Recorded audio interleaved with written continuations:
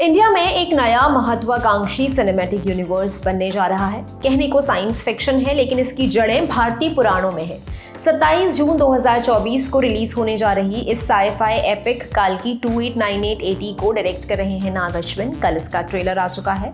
करीब 600 करोड़ रुपए के बजट वाली ये विशाल फिल्म और इसकी सीरीज 6000 सालों के कालखंड में घटेगी। इसमें प्रभास, अमिताभ बच्चन, दीपिका पादुकोण, कमल हासन और दिशा पाटनी जैसे एक्टर्स दिखेंगे। ये लोग इसमें कल्कि यानी भैरवा, कली, पद्मा और अश्वत्थामा जैसे किरदार निभाएंगे। दर्शकों को बेसब्री से इंतजार है कि इस कहानी या इस फ्रेंचाइज में क्या-क्या दिखेगा। नाग अश्विन की फिल्म फ्यूचर में सेट है, लेकिन उनकी ये कथा श्रृंखला हजारों साल पहले कल्कि की कथा से शुरू होती है। अश्वत्थामा जैसे पौराणिक किरदार इसमें आम मिलते हैं। इसके अलावा फिल्म में क्या क्या दिख सकता है, कहानी के उतार चढ़ावों से गुजर सकती है, इसमें कैसे कैसे किरदार होंगे, इन सब के जवाब मिल सकते हैं कल्कि की मूल पौराणिक कथा से, जिसके मुताबिक कलयुग जब चरम पर होता है तो उसका अंत करने के लिए विष्णु कल्कि के रूप में जन्म लेते हैं। ये उनका 10वां अवतार होता है। अभी पहला चरण चल रहा है। कलयुग के आखिरी चरण में कल्कि जन्म लेंगे। उनका जन्म कब होगा ये ज्ञात नहीं। एक वर्जन ये है कि उनका जन्म उत्तर प्रदेश के संभल जिले में होगा और वो एक ऐसे महान योद्धा होंगे जो धरती पर से सारे पाप खत्म कर देंगे। कुछ ग्रंथों के अनुसार कल्कि का जन्म पहले ही हो चुका है। 16वीं शताब्दी में कल्कि जन्म ले चुके हैं। बौद्ध काल के कवियों की कविताओं में उल्लेख मिलता है कि कल्कि का अवतार हो चुका है। अग्नि पुराण के 16वें अध्याय के अनुसार कलयुग में धार्मिक लोग भी अधर्म के रास्ते पर जा रहे होंगे, जिसके बाद कल्कि का अवतार होगा। कल्कि घोड़े पर बैठकर हाथ में तीर कमान लिए राक्षसों का वध करेंगे और आश्रमों में शास्त्रीय मर्यादा स्थापित करेंगे। राक्षसों का वध करने के बाद श्रीहरि कल्कि रूप का त्याग करके वापस चले जाएंगे। इसके बाद पहले की ही तरह सतयुग का आरंभ हो जाएगा। जून में फिल्म की रिलीज से पहले कल्कि 289880 के फैंस के लिए प्रस्तुत है श्री कल्कि पुराण के अनुसार ये पूरी कहानी। ये कहानी हम विशुद्ध सिनेमाई स्टोरी टेलिंग के लिहाज से पेश कर रहे हैं, जिसका आधार पुराण और मान्यताएं हैं। इसका उद्देश्य वैज्ञानिक चेतना से विमुख होना कतई नहीं है। वर्तमान में भी कलयुग चल रहा है। कलयुग की आयु 4,32,000 साल है, जिसमें से 5,090 साल बीत चुके हैं। इसका पहला चरण अभी चल रहा है। कलयुग के चौथे चरण यानी कि 2599 ईस्वी में भगवान विष्णु कल्कि के रूप में अवतार लेंगे। वो कलयुग का नाश करके सतयुग की स्थापना करेंगे।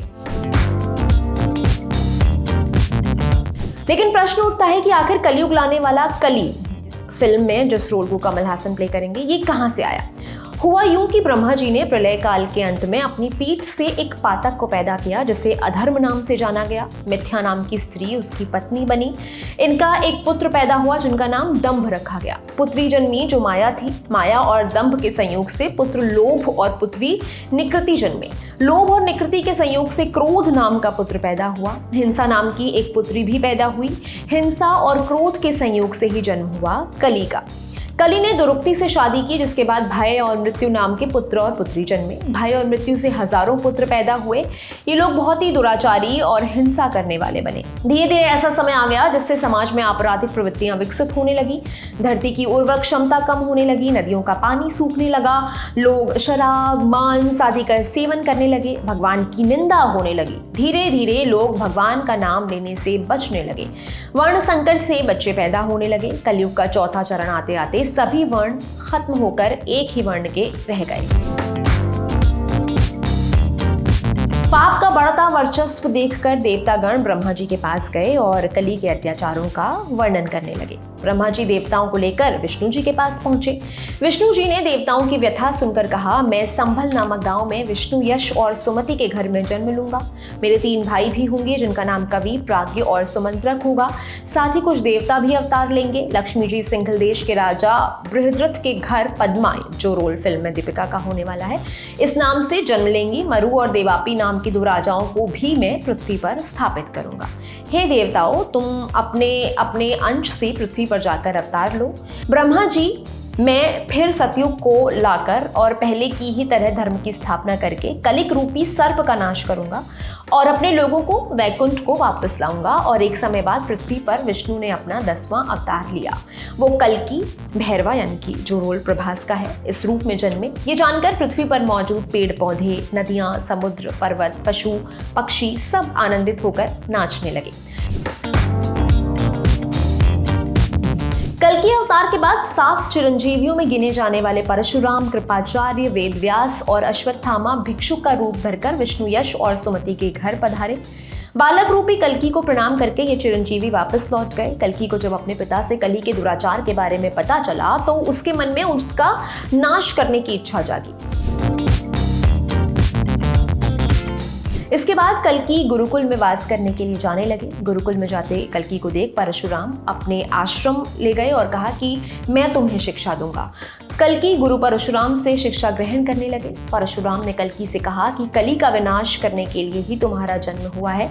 मुझसे शिक्षा ग्रहण करने के बाद तुम भगवान शिव के अस्त्रों को प्राप्त करोगे। शिव ने कल्कि को एक बहुरूपी घोड़ा, शुकरूपी तोता और रत्नस्तरु नामक तलवार भेंट की। कल्कि घोड़े पर सवार होकर संभल गांव की ओर निकल पड़े।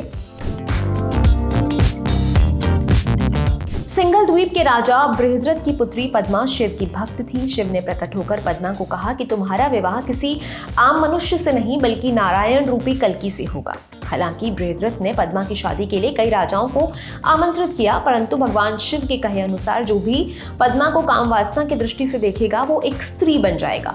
इसके कारण पद्मा की किसी भी राजा महाराजा से शादी नहीं हो सकी। कल्कि के कहने पर शुकरूपी तोता सिंघल देश के राजा बृहद्रथ के घर गया। वहां जाकर उसने पद्मा को कल्कि के बारे में बताया कि कल्कि से तुम्हारा विवाह होगा। उसने पद्मा को कल्कि से मिलने के लिए कहा। पद्मा को कल्कि से मिलने को लेकर एक डर होता है, डर ये कि कहीं कल्कि भी मुझे देखने के बाद स्त्री न बन जाए। शुक ने पद्मा को सिंघल द्वीप के पास कल्कि से मिलने के लिए कहा। पद्मा अपनी सखियों के साथ सिंघल द्वीप के बाहर कल्कि से मिलने गई। दोनों मिले। कल्कि की बातें सुनकर पद्मा प्रसन्न होकर वापस महल आ गई। राजा बृहद्रथ को इसके बारे में पता चला तो वो सम्मान सहित कल्कि को सिंघल द्वीप ले आए। कल्कि का विवाह सिंघल द्वीप के राजा बृहद्रथ की पुत्री पद्मा से अंततः हो गया। बाद में कल्कि और पद्मा के जय और विजय नाम के 2 पुत्र हुए। कल्कि दुष्टों का संहार करने के लिए अपनी सेना को लेकर कीकटपुर की ओर बढ़े। कीकटपुर के राजा को कल्कि के आने का पता चला तो वो भी अपनी सेना तैयार कर युद्ध के लिए चल पड़ा। कल्कि अपने भाइयों के साथ उसकी सेना पर टूट पड़े। दोनों सेनाओं के बीच युद्ध को देख पृथ्वी के मौजूद लोग घबराने लगे। युद्ध के मैदान में खून की नदियां बह रही थी। जब दुष्टों मलेच्छों की सेना के लोग मरने लगे तो उनकी पत्नियां भी युद्ध के मैदान में आ पहुंची। कल्कि उनसे युद्ध नहीं करना चाहते थे, जिसके बाद उन्होंने उन महिलाओं की तारीफ करनी शुरू कर दी कि आप जैसी सुंदर स्त्रियों से कोई कैसे युद्ध कर सकता है। उन्हें धर्म की बात समझाने लगे। उनकी बातें सुनकर वो स्त्रियां युद्ध छोड़कर कल्कि की शरण में आ गईं। कीकटपुर की सेना और मलेच्छों को हराकर कल्कि वापस लौट गए। इसके बाद कल्कि अपने स्वजनों के साथ वक्रतीर्थ नामक जगह पर गए। एक बार कुछ ऋषि मुनि कल्कि के पास पहुंचे और अपनी रक्षा करने की बात कहने लगे। उन्होंने कहा, कुंभकर्ण के पुत्र निकुंभ की पुत्री कुथोदरी एक कलकंज नामक राक्षस की पत्नी है। वो राक्षसी आसमान जितनी ऊंची है। वो इतनी विशाल है कि अगर अपने पुत्र को स्तनपान भी कराना हो तो वो हिमालय पर्वत पर अपना माथा और निषधांचल पर पैर रखकर स्तनपान कराती है। हम उसकी सांसों से परेशान होकर यहाँ आए हैं। उस राक्षसी की सांसें इतनी तेज थी कि जंगली हाथी भी उसकी सांसों से टकराकर दूर जाकर गिरते थे। कल्कि उससे युद्ध करने गए। कुथोदरी क्रोध में आ गई। उसने एक बार में ही कल्कि समेत सारी सेना को अपनी सांसों के साथ पेट में समा लिया। बाद में कल्कि उसका पेट चीरकर अपनी सेना के साथ बाहर निकले और उसका वध कर दिया। इसके बाद कल्कि धर्म की स्थापना के लिए संसार की यात्रा पर निकल गए। कुछ समय बीता। लोग कली से परेशान होकर कल्कि के पास आए। कल्कि मलेच्छों को हराने के लिए कली के निवास स्थान पर गए। कली के निवास स्थान के पास से गोमांस की बदबू, लड़ाई झगड़े, जुए का अड्डा ये दिखाई दे रहा था। कली की नगरी एक बहुत डरावनी दिखने वाली जगह थी। कल्कि के वहां आने से कली क्रोधित हो गया। वो अपने बेटों और पोतों समेत अपनी नगरी यानी कि विशसन से बाहर आया और कल्कि की सेना से युद्ध करने लगा। दोनों सेनाओं के बीच भयंकर लड़ाई हुई। लाखों लोग खून से लथपथ पड़े थे। कली युद्ध में घायल होकर अपनी नगरी में वापस भाग खड़ा हुआ। कल्कि की सेना के धर्म ने कली की नगरी सहित कली को भी अपने बाणों से जला दिया। चारों तरफ कल्कि के जयकारे गूंजने लगे। अब धरती पर सत्य और धर्म का विरोध करने वाला कोई नहीं बचा था। देवताओं के आग्रह के बाद कल्कि अपने पुत्रों का राज्याभिषेक कर खुद वैकुंठ के लिए चले गए। उसके बाद हिमालय पर्वत पर कल्कि देवताओं के बीच प्रकट हुए और वापस विष्णु रूप धारण कर लिया। ये पूरी जानकारी आपके लिए इकट्ठा की थी हमारे साथ इंटर्नशिप कर रहे वैभव ने। मैं हूं गरिमा, आप देख रहे हैं ललित टॉप सिनेमा। शुक्रिया।